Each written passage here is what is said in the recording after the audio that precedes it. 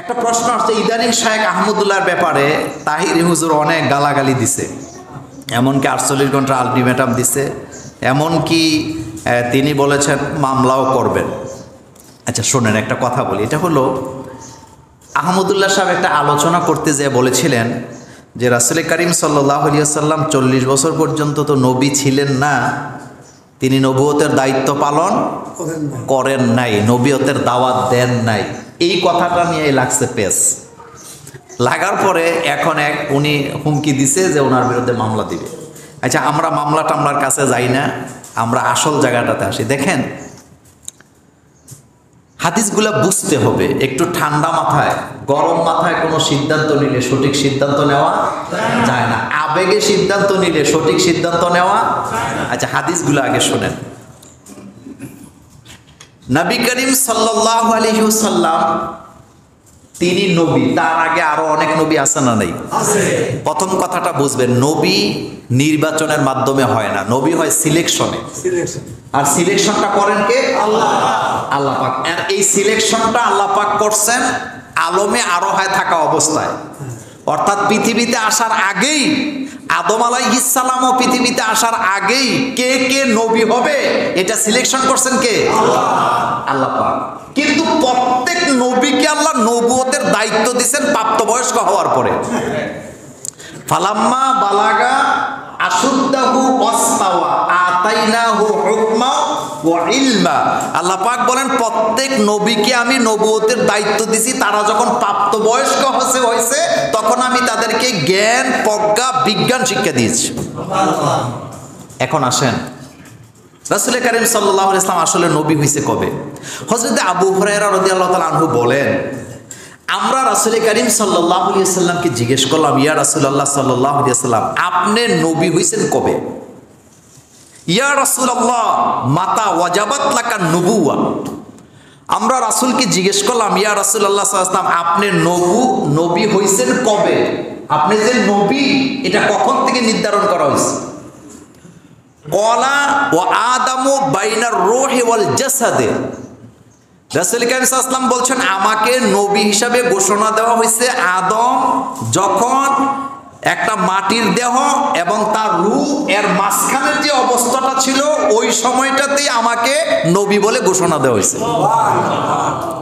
আচ্ছা আপনাদের কাছে একটা সহজ কথা বলি, কেউ যদি মন্ত্রী হয় তাইলে তার মন্ত্রিত্বের নাম আগে ঘোষণা দেওয়া হয় না তাকে শপথ আগে পড়ানো হয়?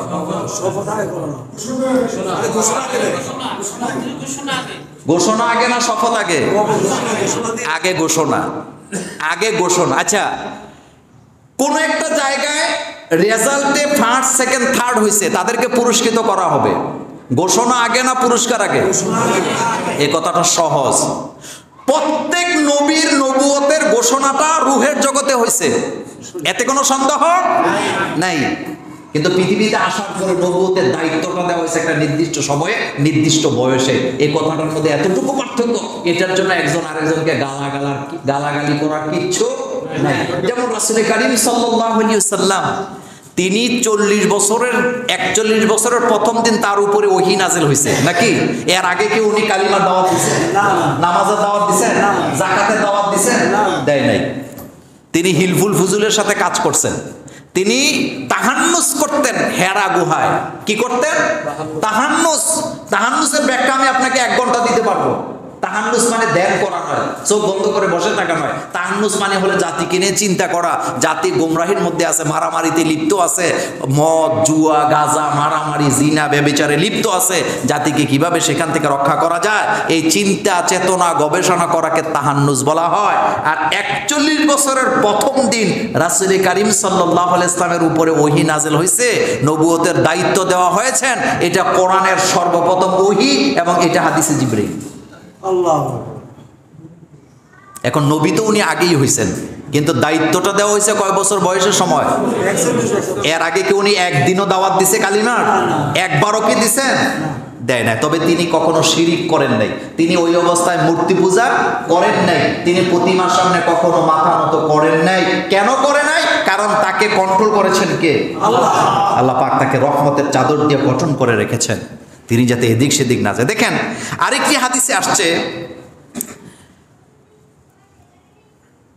আসছেন মাইশারা আল ফজর রাদিয়াল্লাহু তাআলা আনহু, তিনি বলেন কুলতু লি রাসূলিল্লাহি সাল্লাল্লাহু আলাইহি ওয়াসাল্লাম, আমি রাসূল সাল্লাল্লাহু আলাইহি ওয়াসাল্লামকে জিজ্ঞেস করলাম, মাতা কুনতা কুতিবতা জুইলতা নাবিয়ান, হে রাসূল সাল্লাল্লাহু আলাইহি ওয়াসাল্লাম, আপনি কখন নবী ছিলেন, আপনি কখন থেকে নবী হয়েছেন, বা আপনি নবী হিসাবে কখন থেকে লিখিত হয়েছে আপনাকে? কলা, রাসূল সাল্লাল্লাহু আলাইহি ওয়াসাল্লাম বলেছেন, ও আদামু বাইনার রূহে ওয়াল জাসাদে, আদম যখন মাটি এবং রূহের মাঝখানে অবস্থান করছিলেন আমি তখন থেকে নবী। তাহলে ঘোষণা হয়েছে আগে, দায়িত্ব দেওয়া হয়েছে পরে। এই কথাটা সহজ না কঠিন? এটা লিয়া তোল কালাম করার কি আছে রে ভাই? একটু ঠান্ডা মাথায় চিন্তা করলেই তো বোঝা যায় বিষয়টা, নাকি?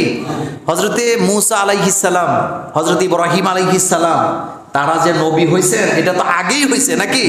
কিন্তু দুনিয়াতে আসার পরে তিনাদেরকে একটা নির্দিষ্ট সময়ে কি দায়িত্বটা দেওয়া হয়েছে। হযরতে মূসা আলাইহিস সালাম তিনিও দাওয়াতি কাজ করেছেন একটা নির্দিষ্ট সময়। আল্লাহ পাক বলছেন ফাইন্নাহু তগা, ফেরাউন তগা হয়ে গেছে, তাকে তুমি দাওয়াত দিতে যাও। সুতরাং এটা নিয়ে মারামারি করার কিছু আছে বলে আমরা মনে করি না।